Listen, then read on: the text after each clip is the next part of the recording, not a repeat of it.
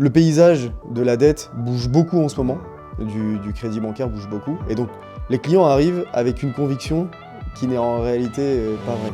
Aujourd'hui, troisième épisode de Quel est ton levier? J'ai le plaisir de vous présenter Ludovic, qui est le fondateur de l'entreprise Prelo.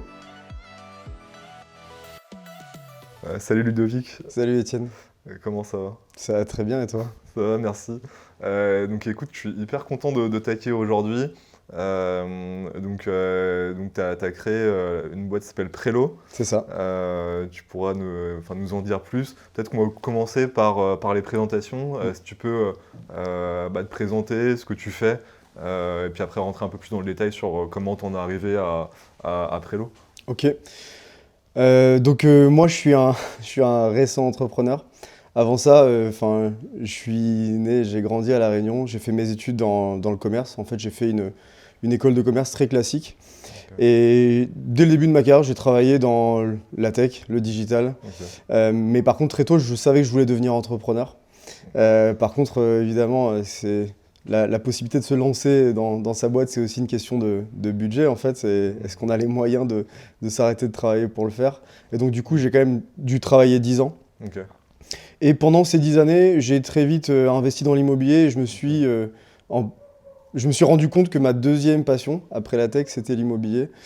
Et en fait, je pense que le Covid a accéléré ma volonté de lancer un projet. Et évidemment, ça devait être dans l'immobilier.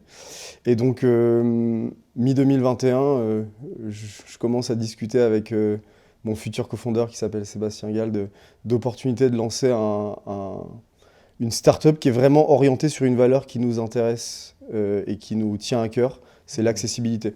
En fait, on s'est rendu compte que l'immobilier, le gros défaut, déjà c'est très positif parce que ça permet à des gens de développer leur patrimoine et donc d'épargner et voire même gagner de l'argent avec ça. Par contre, c'est pas accessible à tout le monde.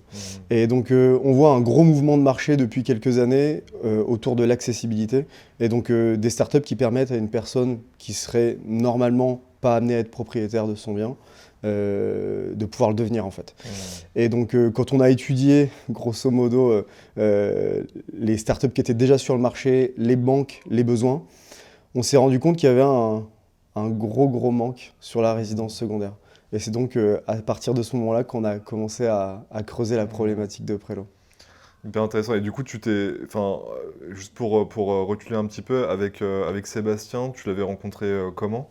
En fait, Sébastien et moi, on s'est rencontrés, je dirais, 3 ans avant, approximativement. Okay. Je suis très mauvais avec les dates, mais c'est à peu près ça, 3-4 ans. J'avais un side project qui était une agence web. Okay. En fait, je parlais à des SMBs et je leur vendais une solution web pour leur site qui était vraiment pas cher. Et en fait, à ce moment-là, ce side project me demandait du temps alors que j'avais mon boulot. Je voulais plus vraiment m'en occuper et j'avais lancé une petite campagne de recrutement sur LinkedIn avec un peu d'automatisation. J'avais rencontré énormément de profils. C'était très positif parce que ça m'avait permis de pas mal développer mon réseau. Et en fait, c'est marrant parce que j'ai rencontré Seb et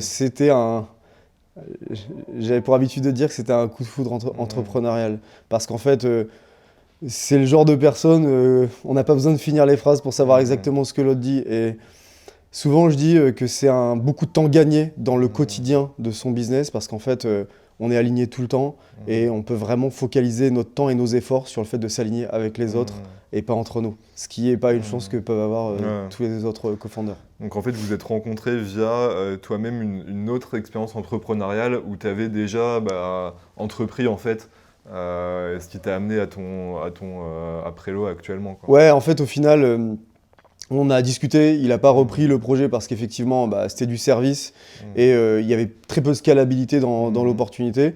On est resté en contact. Lui a monté ensuite une startup dans laquelle j'ai investi, qui était dans l'immobilier, qui s'appelait Happy Property, qui a été racheté par un plus gros acteur qui est aussi une startup dans l'immobilier qui s'appelle Mastéos.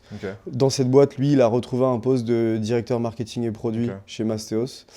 Et puis, quand moi, l'entrepreneuriat a commencé à me piquer mi-2021. Je commençais à discuter avec lui en lui disant ça serait cool qu'on bosse sur un truc ensemble, sur ce sujet qu'on connaît très bien et qui nous botte beaucoup tous les deux. Et c'est comme ça qu'en fait est né Prelo. Donc Prelo, est-ce que tu peux nous pitcher Prelo du coup, nous présenter Prelo? Donc Prelo, c'est une startup qui va vraiment démocratiser l'accès à la propriété d'une résidence secondaire par le biais du coachat. Donc en fait, on va rassembler entre 2 et 8 personnes au sein d'une SCI pour faire l'acquisition d'un bien qu'on aura, nous, rénové, déjà acheté, rénové et meublé. Ensuite, ils sont propriétaires d'un nombre de parts qui peut être de 1 à 4 sur les 8 totales.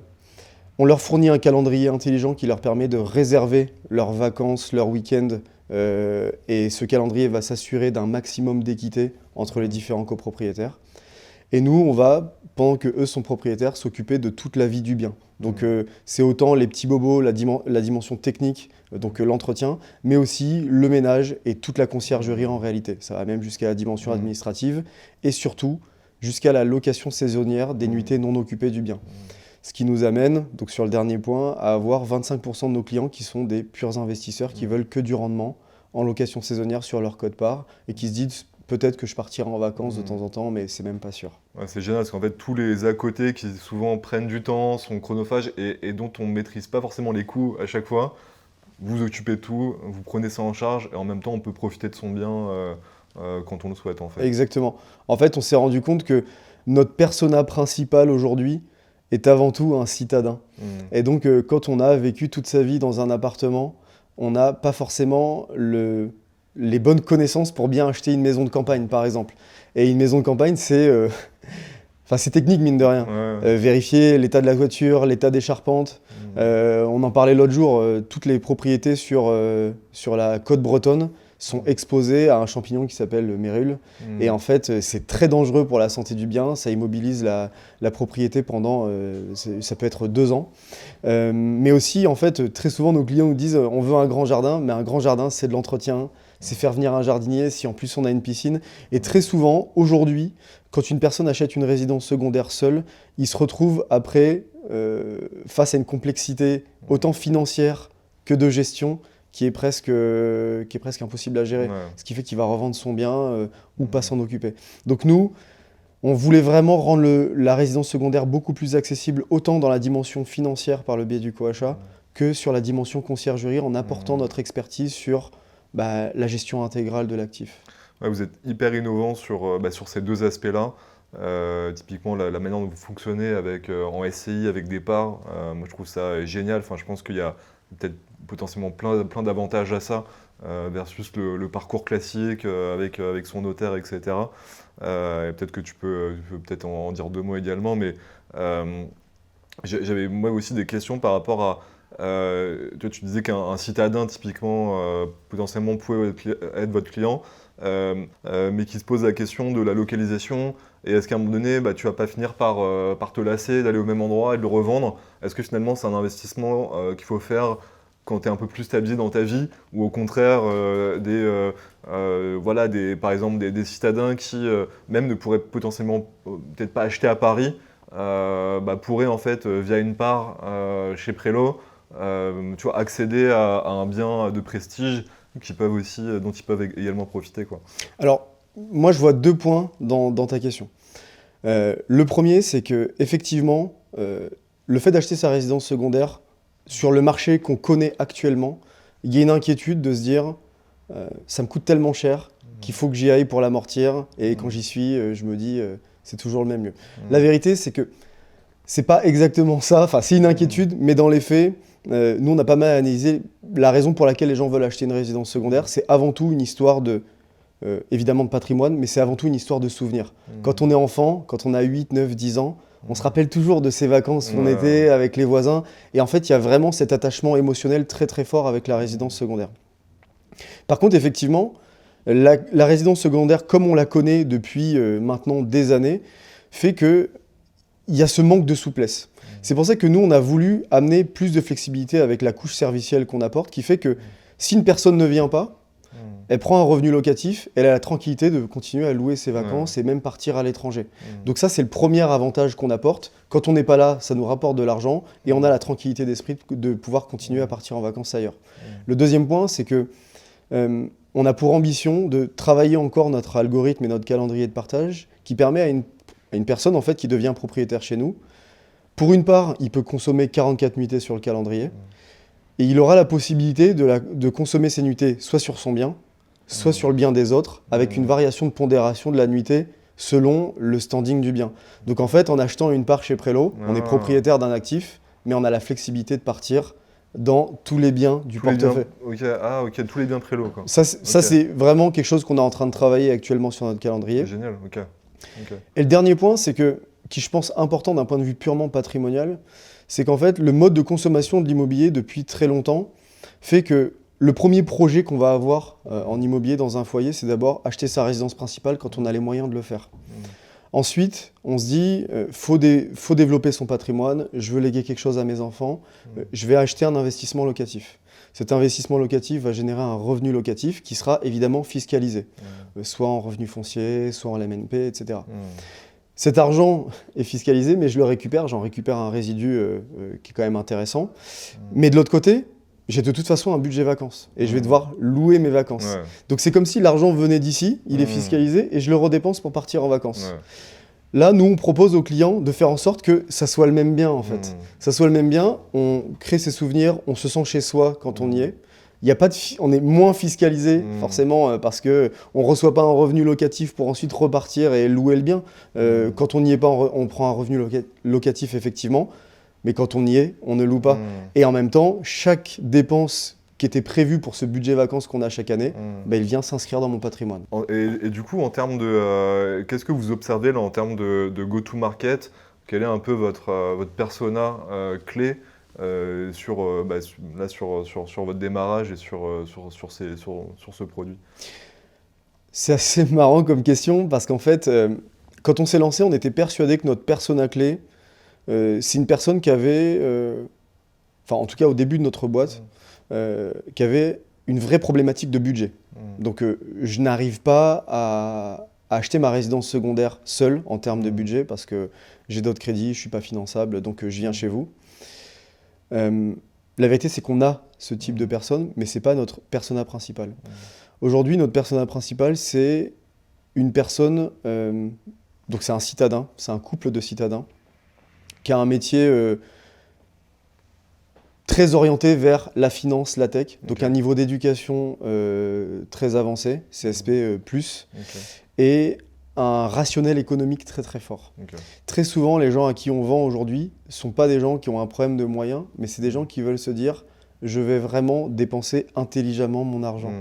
Et en fait, en faisant une rétrospective de plein de marchés novateurs similaires aux nôtres, en fait, c'est ce qu'on appelle les early adopters, qui sont des gens qui comprennent très très vite la valeur de ce que propose la startup, qui sont les premiers acquéreurs et qui vont ensuite faire en sorte que ce service devienne plus mainstream pour qu'on parle à des personas un peu plus diversifiés. En tout cas, aujourd'hui, notre première cible, c'est celle-ci. Et si, parce que pour moi, il y a aussi j'ai entendu parler de timeshare. Quel est votre... parce que c'est quelque chose qui existe depuis un moment, le timeshare. Je ne comprends pas tout à fait d'ailleurs le modèle versus le vôtre. Et est-ce que c'est un travail de pédagogie que vous devez également faire lorsque vous parlez à vos futurs clients? Évidemment, en fait, quand on a eu l'idée de Prélo, on ne connaissait pas le timeshare. En fait, c'est presque un produit immobilier générationnel. Juste pour rappel, le timeshare, c'est un mode de vente d'immobilier des années 70 qui avait été lancé par des promoteurs qui permettait spécifiquement de vendre des produits de vacances à la semaine. En gros, ils construisaient des énormes résidences dans les stations de ski ou en bord de mer. Dans ces résidences, il y avait 100 appartements et pour chacun de ces appartements, ils vendaient des semaines fixes. Donc il y a 52 semaines dans l'année. Il y avait la personne qui avait la semaine 1, la personne qui avait la semaine 2 et semaine 3, etc. Il y a plusieurs problématiques à ce mode de commercialisation, même si l'équation économique avait du sens. La première problématique, c'est que c'est difficilement contrôlable parce qu'il y avait beaucoup de gens dans la SCI. Donc c'était 52 fois 100 appartements, donc ça fait des gros volumes. Le mode d'arbitrage et le mode de gestion de la SCI était très compliqué. Deuxième point, c'est que les dates étaient fixes. Donc une personne qui achetait une semaine en mars, il était cantonné à partir en mars, cette semaine, tous les ans.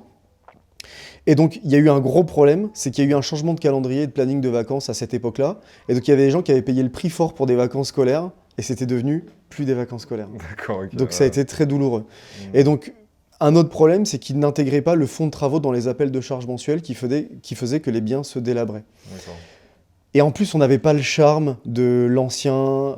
Enfin voilà, il y avait énormément de choses qui faisaient que c'était très compliqué. Donc nous, on a essayé de comprendre qu'est-ce qu'ils faisaient bien, qu'est-ce qui était intéressant dans leur modèle et qu'est-ce qu'il fallait absolument changer pour nous l'adapter au code de consommation d'aujourd'hui. Ok. Et c'est pour ça qu'on a réussi à faire le modèle de prélo avec le calendrier intelligent, etc.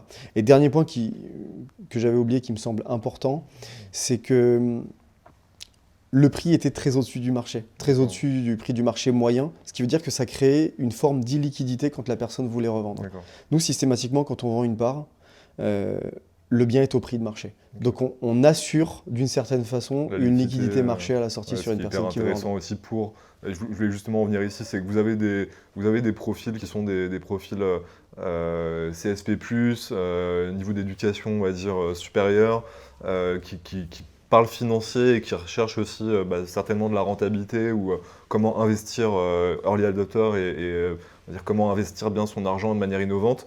Est-ce que typiquement tu as des ordres de grandeur de rentabilité ou d'objectifs de rentabilité que cherchent tes clients parce que typiquement, juste pour ajouter, effectivement aujourd'hui c'est compliqué de trouver des investissements rentables et la pierre en fait partie. Moi je connais plus le sujet des résidences principales typiquement en fonction de la localisation. Est-ce que tu peux nous dire deux mots là-dessus sur du coup, qu'est-ce que vous pouvez, même sans que vous, forcément c'est difficile de s'engager sur des chiffres de rentabilité, mais dans les grandes lignes, est-ce que tu as des insights sur les régions ou sur la rentabilité globale d'un projet de résidence secondaire? Alors ça va varier. Nous on ne s'engage pas, mais par contre on arrive avec des données palpables. Comment on le fait? En fait, on a un partenaire qui scrape toutes les données de location saisonnière sur les grandes plateformes connues qui sont Airbnb, HomeAway, etc. Okay. Et quand nous, on va sourcer un bien et qu'on va le proposer à nos clients, on a un très bon niveau de confort sur le revenu locatif qu'on va être capable de tirer de ce bien quand il sera loué en location saisonnière. Donc après, ça va varier en fonction de la localisation. Ouais. Les deux paramètres qui vont jouer le plus sur la rentabilité, c'est évidemment le prix du mètre carré à l'achat et le revenu locatif. Ouais. Donc il y a des zones où l'inflation immobilière et en fait la tension de marché a fait que le prix du mètre carré est très haut, donc on va avoir des moins bons rendements. Nous, on commence avec des rendements à 4% pour une personne qui ne consomme absolument pas son bien, donc qui veut que du revenu. Et on va jusqu'à 14%.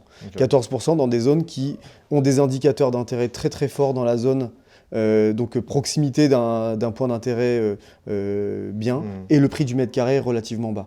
Le prix du mètre carré en France en moyenne c'est 2,5, enfin 2500 euros en moyenne et on arrive à trouver dans des zones propices à du lieu de vacances avec un point d'intérêt très fort du 1500 euros du mètre carré moyen, donc c'est vraiment très faible.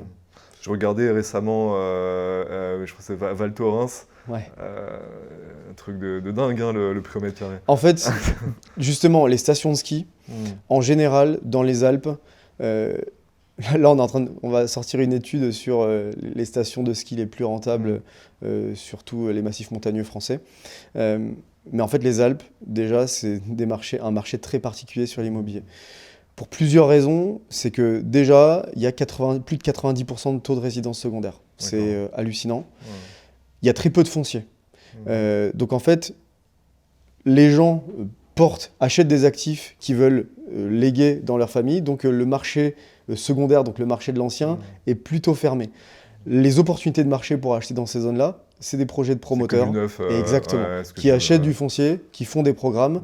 Et en fait, pendant la période où le programme est commercialisé, il y a une tension qui se met en place.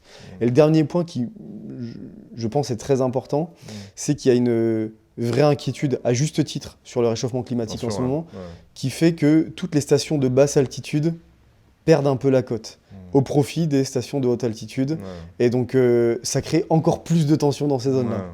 Et du coup, par rapport à tous tes insights, justement de cadrage, prix au mètre carré, tension, point d'intérêt, est-ce que tu as 2-3 villes typiquement à conseiller, ou en tout cas toi tu te dis c'est des zones hyper intéressantes d'avenir dans lesquelles ça peut être intéressant d'investir?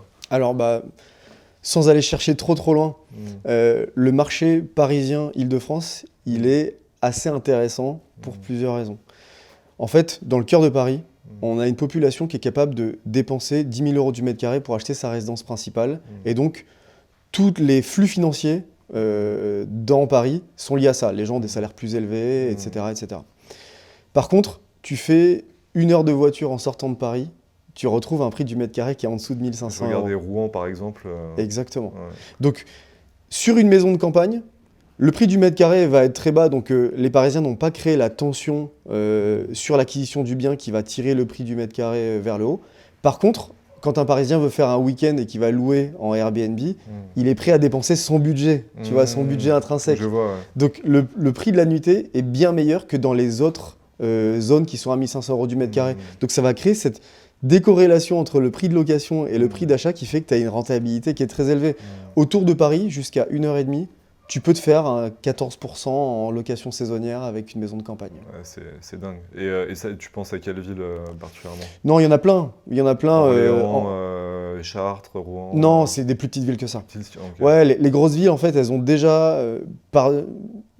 structurellement, c'est des villes. Donc, en fait, il y a eu un peu d'inflation déjà. Non, il faut aller chercher des villes adaptées à de la maison de campagne. Donc, je dirais moins de 5000 habitants, tu vois. Moins de 5000 habitants, tu arrives à trouver des choses... des biens charmants, avec un prix du mètre carré bas, accessible en TGV et en autoroute pour un Parisien très facilement, et donc tu te fais une belle renta. Okay. Et là-dessus, tu peux le louer en meublé de tourisme, je crois que c'est ça le terme exact, parce que c'est des villes petites et donc il y a pas de, il faut que tu te déclares à la mairie, ou est-ce que, parce que c'est un peu le problème des grandes villes, c'est que tu peux que faire du bail mobilité, tu peux plus vraiment le louer à la nuit en fait. En fait, c'est une bonne question. On se rend compte qu'aujourd'hui, il y a une très forte corrélation entre la tension immobilière dans une ville et sa stratégie de gestion des règles de location saisonnière et de majoration de la taxe d'habitation sur les résidences secondaires. Ouais. Je ne sais pas si tu l'as vu, mais récemment, la disparition de la taxe d'habitation sur les résidences principales a accéléré la majoration de la taxe d'habitation sur les résidences secondaires jusqu'à un palier maximum de 60%. D'accord, ouais. Et en fait, c'est aussi une stratégie de pilotage de l'attractivité touristique d'une commune. Quand je prends l'exemple de Biarritz, qui a vraiment subi de plein fouet le tourisme et l'arrivée de nouveaux propriétaires de résidences secondaires, ils ont dû créer des limitations sur la location saisonnière pour reliquider un peu des produits immobiliers pour les gens qui veulent acheter en résidence principale. Et en plus, ils ont créé une majoration maximale sur les résidences secondaires. Les plus petites communes, ils ont cet enjeu d'attractivité à proximité des villes qui le font, ou pas. Et donc forcément, moins de limitations sur la location saisonnière et moins de majoration, voire aucune majoration sur la taxe d'habitation de la résidence secondaire.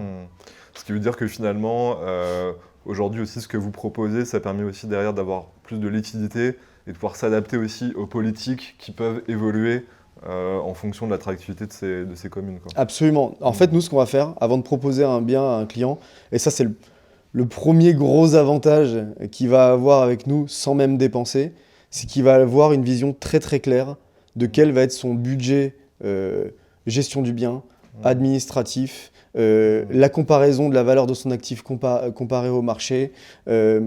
En gros, ce sera très clair pour lui pour faire son arbitrage, est-ce qu'il me faut ce bien-là ou ce bien-là. Et petite dernière question par rapport à ça, quel est par exemple sur ces villes de moins de 5000 habitants, mettons qu'on veut faire de la location saisonnière, est-ce que tu as un taux de remplissage, taux d'occupation, pardon, moyen que tu observes? Est-ce qu'on est au-dessus de 50-60% ou...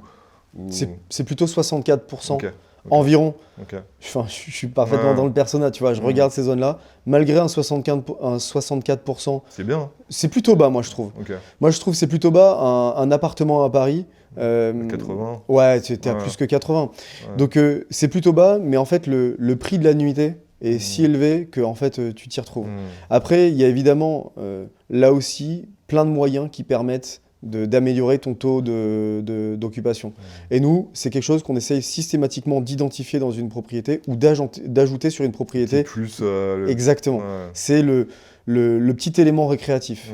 La table de billard, le baby-foot, la piscine, le petit spa, toutes ces choses-là, on n'a pas besoin de toutes les faire. C'est un ou deux, ça crée un élément récréatif qui fait que l'intérêt de ce bien le sort des comparatifs marchés à proximité en fait. Ouais, c'est excellent.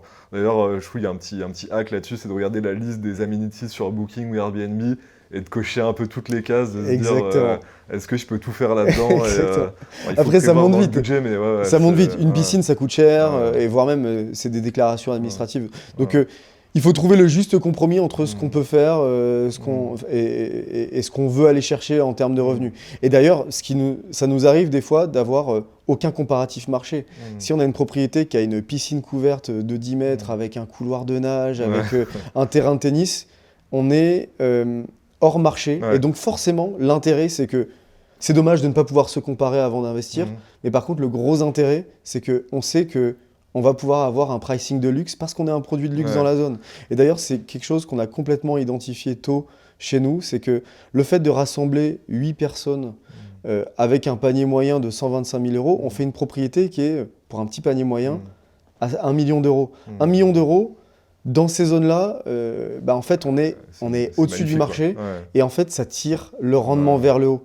Une personne qui veut investir en location saisonnière, si en Normandie, il achète d'abord son studio à Rouen, il y a 1 million de studios, j'exagère évidemment, mais il y a beaucoup de studios, il y a beaucoup de compétitions, donc on va avoir un moins bon rendement sur le rapport mètre carré. Alors que si on sort des standards du marché, on est bien il y a meilleur. aussi ça c'est quelque chose, je trouve que moi j'ai vu récemment, mais il y a vraiment des biens de prestige dans des zones qui sortent de tout benchmark en fait, qui n'ont plus rien à voir en termes de prix au mètre carré ou de rentabilité parce que justement tu as un élément, tu as un facteur ou plusieurs qui font que il n'y a juste pas de comparaison, quoi. C'est comme une œuvre d'art, t'achètes ou t'achètes pas, mais en tout cas c'est coup de cœur, quoi. Je connais pas assez l'art, mais en tout cas ça s'industrialise. Moi je connais un investisseur, enfin plutôt un promoteur, qui fait des propriétés d'une valeur de 10 millions d'euros sur la côte landaise. Et il les loue sur des plateformes dédiées à du très haut de gamme, le collectionniste, pour ne citer que. Et il fait des rendements qui vont jusqu'à 15% en fait. Et aujourd'hui, quand nous on est habitués, moi je suis un investisseur immobilier, je suis habitué à des rendements qui vont varier entre 5 et 10. On parle de 14-15 sur des propriétés de cette valeur-là. Enfin, je veux dire, c'est quand même assez fou. Et c'est possible, quoi. C'est juste qu'il faut. C'est aussi c'est votre métier, quoi. C'est une barrière à l'entrée. Évidemment, plus on arrive à déployer et lever de la dette pour faire de l'immobilier, plus on rentre dans des spectres de prix où il y a moins de compétition. Et donc, forcément, on va avoir des meilleurs rendements. Oui, c'est ça aussi qu'il faut dire, c'est que vous, de par aussi les flux que vous pouvez gérer, vous avez, j'imagine aussi, vos entrées, des contacts, des biens off-market, des facilités d'achat, en tout cas une expertise dans l'achat qui fait que vous trouvez peut-être des meilleurs biens que moi si je vais sur mon petit portail à faire mes visites. Il y a ça aussi, quoi. C'est que c'est votre expertise dans l'achat, quoi. En fait, nous, on a clairement des acheteurs, donc des responsables de sourcing, qui vont analyser techniquement et financièrement des biens, aller les visiter, faire l'estimation des travaux, les proposer en comité d'investissement chez nous, faire des négociations. On a évidemment un gros taux de déchets sur notre négociation parce qu'on est agressif. On essaie de faire en sorte qu'on ramène un vrai produit bien négocié à nos clients. Mais quand une négociation passe, on peut y aller les yeux fermés, il n'y a aucun problème. Et puis on sait qu'à l'achat, si tu achètes bien déjà, ta rentabilité en tout cas est assurée, quoi, parce que tu sais que c'est un bien que tu peux revendre. Je sens que tu as le petit gimmick, mais évidemment, on dit dans l'immobilier que la plus-value se fait à l'achat. Et donc ça reste très important chez nous également. Et en termes du coup de go-to-market, là vous êtes organisé comment? Vous avez des sales, vous avez comment ça se passe?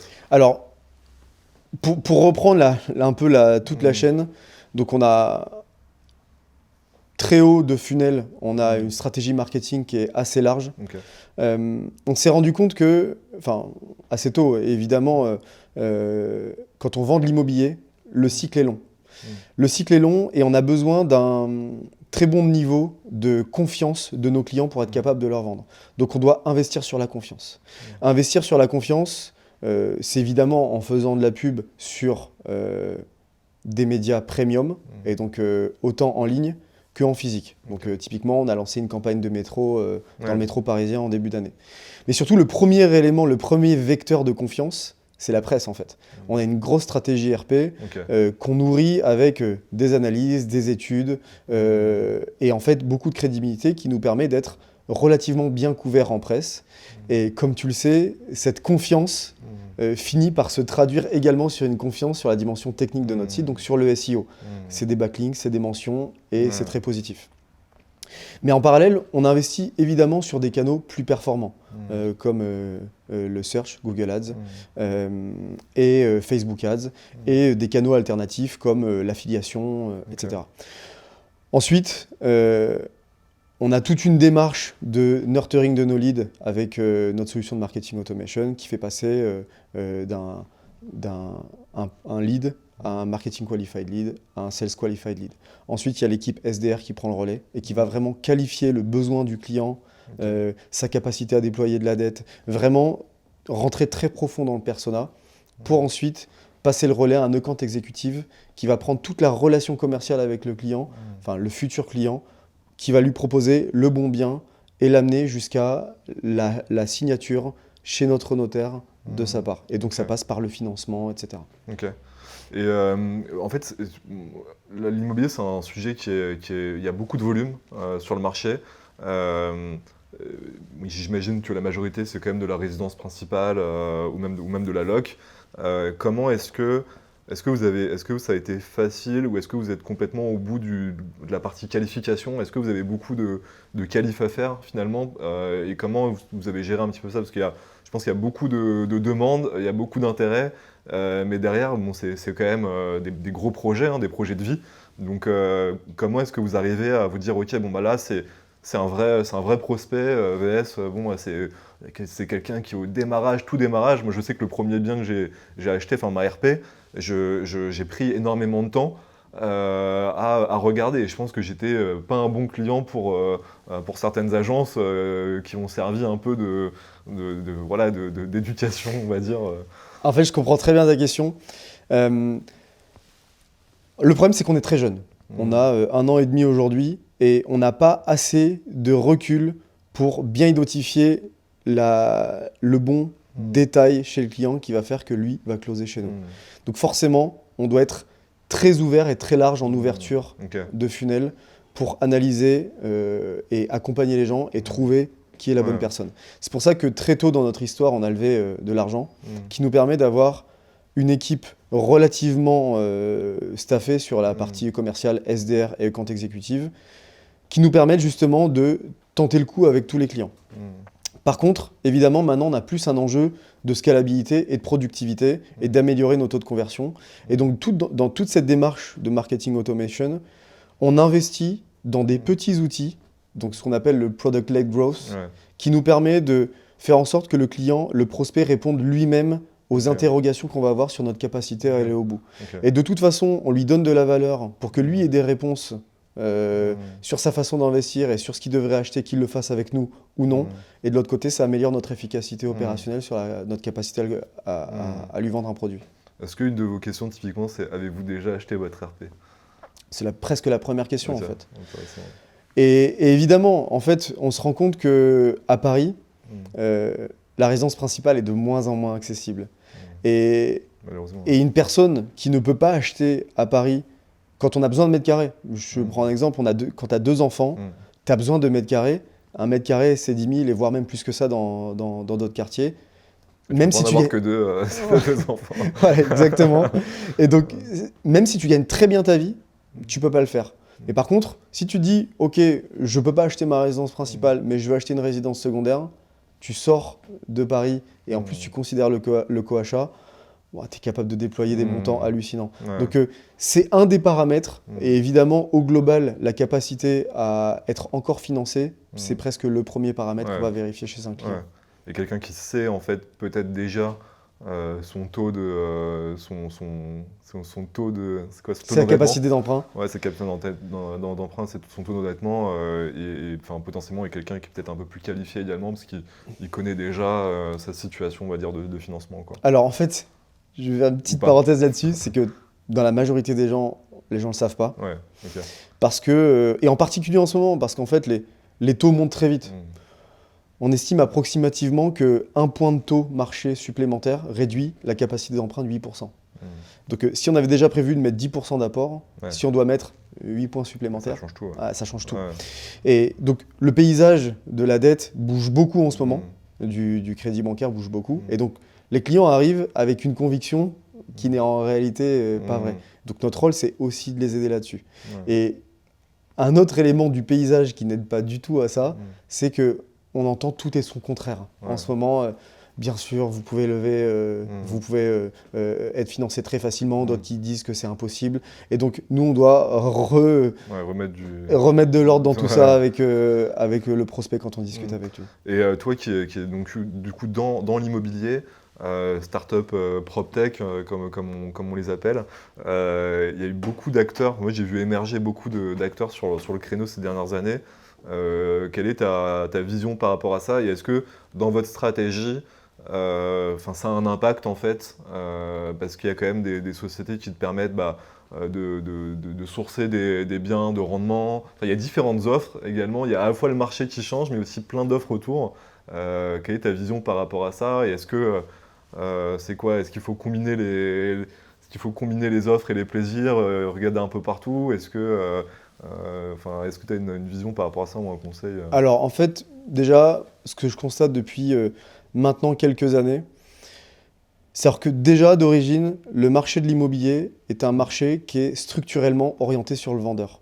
Okay. Un agent immobilier ou un réseau de mandataires, son client c'est le vendeur. Il va prendre le mandat et ensuite il va se retourner vers les acheteurs pour leur proposer le produit. Même s'il fait preuve de conseil pour l'acquéreur, la réalité c'est que son objectif c'est de vendre le bien, donc il est conseil pour le vendeur. Maintenant, depuis quelques années, on voit beaucoup de startups, donc les startups PropTech, qui arrivent avec une approche très consumer, B2C très large, orientée vers l'acheteur. Ce qui est hyper intéressant, c'est qu'en ce moment, il y a beaucoup de startups qui vont vraiment être le porte-parole des hackers pour réussir à faire en sorte qu'on achète bien de l'immobilier. On en retrouve évidemment, nous, dans la résidence secondaire, mais dans l'investissement locatif et dans la résidence principale. Donc voilà, le gros mouvement de marché que je constate, c'est cette proposition de valeur orientée acquéreur. Ouais, donc tu nous as parlé de RP, sur lequel vous faites un gros travail. Est-ce que tu peux juste creuser un peu plus sur cet aspect-là? Moi, j'ai le sentiment que c'est parfois difficile de maîtriser, on va dire, ses parutions presse et ce qui se passe. Est-ce que vous avez un insight là-dessus ou réussi un peu à... tu vois, est-ce que c'est un sujet qui parle, l'immobilier? Du coup, vous avez... c'est facile d'avoir des parutions. Est-ce que vous avez une agence excellente? Comment est-ce que vous faites là-dessus? Alors moi, je vois plusieurs choses à ça. En faisant une rétrospective honnête de ce qu'on a fait, c'est que premièrement, pour adresser le canal des RP, il faut vraiment avoir un produit qui parle, un service qui a presque de la sexiness. Je dis pas qu'on est sexy, attention. Je dis juste qu'on s'est rendu compte qu'il y a les gens s'attachent assez vite à notre service, ils trouvent le truc cool. Ouais. Et quand ils vont au week-end, quand ils ont entendu parler de nous et qu'ils vont au week-end avec des potes ou leur famille, il y a forcément quelqu'un qui finit par parler de nous. Et en fait, on se rend compte que c'est un vrai vecteur pour drainer du lead pour nous. Ouais. Et donc, ça marche pareil avec les journalistes. Un journaliste a vraiment besoin que son papier ait de l'intérêt. Et donc, pour ça, il faut que le sujet soit sexy. Donc, je dirais pas qu'on est sexy, mais qu'on est plus sexy que du B2B SaaS industriel. Ouais. Tu vois ce que je veux dire? Personne n'a envie d'en parler, c'est chiant. Exactement. Ouais. Ça, je dirais que c'est le premier paramètre. Je parle de vacances aussi, de belles villas. Et ben voilà. Et donc, on le sait depuis toujours, l'immobilier, c'est quelque chose qui intéresse les consommateurs et les Français profondément, donc c'est plus facile. Là, nous, on parle en plus de vacances et d'un modèle assez novateur, donc on arrive à amener de l'intérêt. Le deuxième point, c'est que il faut être honnête avec ce qu'on raconte. Nous, on est très attachés aux valeurs de ce qu'on vend. Avant de vouloir faire du business, nous, on veut être certain que ce qu'on vend à notre client, ça va lui faire du bien, en fait. On serait très très mal de se dire que quand on fait du business et quand on se développe, on détruit nos clients ou on détruit la planète. Donc on a des valeurs qui sont très orientées autour de la satisfaction client et le côté sain de ce qu'on va livrer. Comme c'est profond dans nos valeurs, en interview, c'est impossible de nous coincer. Ce qui veut dire qu'on n'a pas eu de papier négatif, on n'a pas eu de couverture négative parce que moi je suis très honnête sur pourquoi on le fait et comment on le fait, etc. Et le dernier point, c'est que en presse, les journalistes, ils sont très occupés. Ils ont beaucoup de travail, ils doivent sortir de plus en plus d'articles très rapidement. Donc notre métier, c'est, pour être couvert en presse, c'est de leur mâcher le travail. Donc nous, on a recruté spécifiquement une personne sur la data qui va cruncher de la data qualitative et publique, l'INSEE, DataGouv, etc., pour sortir des analyses exclusives. Hyper intéressant. Voilà, tu vois, quelque chose qui fasse que, ok, là on a une info qu'on n'a jamais vue, elle est part de données bien analysée, c'est très propre, l'analyse est propre, on fait un communiqué de presse et on arrive à être couvert. Ça, c'est vraiment quelque chose qui nous a permis d'avoir beaucoup de couverture presse ces derniers mois. Vous avez quelqu'un de dédié à ça, vraiment, Absolument. qui va apporter de la valeur dans le content que vous produisez, et du coup aussi cette sexiness qui va être reprise par des journalistes. Exactement. Et en fait, au bout d'un moment, se faire interviewer 3-4 fois par les mêmes journalistes, il commence à enregistrer le fait que presque le fondateur de cette boîte a un avis sur ce sujet-là, est un leader d'opinion. Ouais. Donc on vient ensuite en in-band recevoir des demandes d'interviews qui fait que... On le voit partout maintenant, enfin on le voit souvent quand même. Donc voilà, moi je dirais que c'est les 3 gros points les plus importants. Hyper intéressant, ça vous a permis de craquer un peu ce levier, de vraiment faire en sorte qu'il soit effet boule de neige. Exactement. À la fois on vous invite et en plus vous pouvez directement vous adresser avec des données qualitatives aux médias. Est-ce que c'est un peu la même logique sur les autres canaux que vous appliquez ou avec notamment le content que vous produisez ou est-ce que tu dirais que vraiment c'est propre au RP, vous avez un peu ce chapeau de manière générale sur les autres canaux que vous travaillez également? Alors je dirais que c'est propre au RP parce qu'à un moment donné, évidemment, on sait que dans le content, plus on donne de valeur au lecteur, plus c'est positif. Ce moment, en fait, il y a une concurrence qui se crée. Si je sors une étude et que je la publie d'abord sur mon blog pour mes futurs clients et que derrière les journalistes voient qu'ils n'en ont pas l'exclusivité, il y a une forme de concurrence. Là, on va faire très attention sur le content sur notre site, c'est vraiment aller très en détail de comment on fait les choses. Amener beaucoup de sérieux. Mine de rien, on vend des parts de SCI. Il y a des problématiques juridiques, bancaires, techniques. Donc on doit vraiment montrer à quel point on est expert sur le sujet et on n'hésite pas à être très verbeux sur notre content, sur notre site et dans notre blog. Sur vos pages produits aussi. Voilà. Pour amener beaucoup de confiance et de crédibilité. Le maître mot chez nous sur la façon de communiquer avec nos clients, c'est la confiance. Ok, ouais, donc vous avez vraiment travaillé sur ce chapeau, on va dire, de vision, communication, comment vous positionnez, quelles sont vos valeurs, que vous déclinez un peu différemment, que ce soit sur le web ou sur le RP, mais globalement, vous avez quand même cet ADN de base de sérieux, de crédibilité, et avec aussi cet aspect où on a envie d'en parler, on a envie de partager. Ouais, et en fait, pourquoi la confiance? Je pense que c'est important de rentrer un peu dans le détail de ça, c'est que une résidence secondaire, c'est pas du e-commerce. T'achètes pas ça comme un produit en ligne. Donc forcément, le cycle d'achat va être très long. Nous, on estime que notre cycle de vente, il est à peu près de 8 mois, en fait. Ouais. Parce qu'une personne veut vraiment réfléchir, doit peser le pour et le contre, regarder des produits, faire quelques visites, etc. Et donc, le début d'une relation qu'on va avoir sur une recherche Google Ads, une pub Facebook Ads ou du SEO, c'est un premier contact qu'on va ensuite faire évoluer avec toujours cette ligne de conduite autour de la confiance qui fait qu'au bout d'un moment, la personne va être vraiment mûre à acheter et on est évidemment la personne de confiance pour l'accompagner dans cet acte d'achat. Alors là, j'ai une question pour toi, on parle souvent d'attribution. Alors là, vous êtes dans un cas un cas d'école sur une attribution très compliquée car de 8 mois. Comment est-ce que c'est quoi votre état d'esprit par rapport à ça? Est-ce que c'est j'y vais, de toute façon, j'ai un certain niveau d'investissement que par rapport à mon BP que je suis, et dans tous les cas, on verra ce qui se passe dans 8 mois, mais je peux pas tirer le trait de là, ou est-ce que vous dites, vous analysez ça de manière juste au lead ou MQL, et vous dites, bon, de toute façon, je peux que analyser le MQL, on verra ce qui se passe derrière sur la vente. Est-ce que tu as un avis là-dessus? Parce qu'il y a pas mal de débats sur le sujet, quoi. Ouais, en fait, c'est presque frustrant. Parce que Seb et moi, on est très data-driven. On essaye vraiment au maximum de savoir euh, quel, quel élément a quel impact sur notre business. Ce qui est malheureux, c'est que c'est presque impossible de faire proprement l'attribution dans ce qu'on fait. Même si on pose la question au client, il va répondre Facebook Je Ads, sais pas. mais la vérité c'est qu'au fond de lui, il sait même pas qu'il nous avait déjà vu à la télé et qu'il nous avait vu en plus dans le métro. Donc la réalité c'est que c'est une accumulation de stimuli marketing qui vont faire qu'en bout de course, il va venir. La raison pour laquelle on arrive à faire ça, c'est évidemment, c'est pas offert à tout le monde. Le fait de lever 15 millions d'euros moins de 6 mois après sa création, vous avez été hyper vite. voilà, c'est quelque chose qui nous permet de faire ça. Mais le gros côté bénéfique, pardon, c'est qu'il y a un vrai coût d'opportunité à ce business. Donc, on ne peut pas arriver demain et bootstrapper une startup comme la nôtre. C'est compliqué. Il faut arriver avec des gros moyens.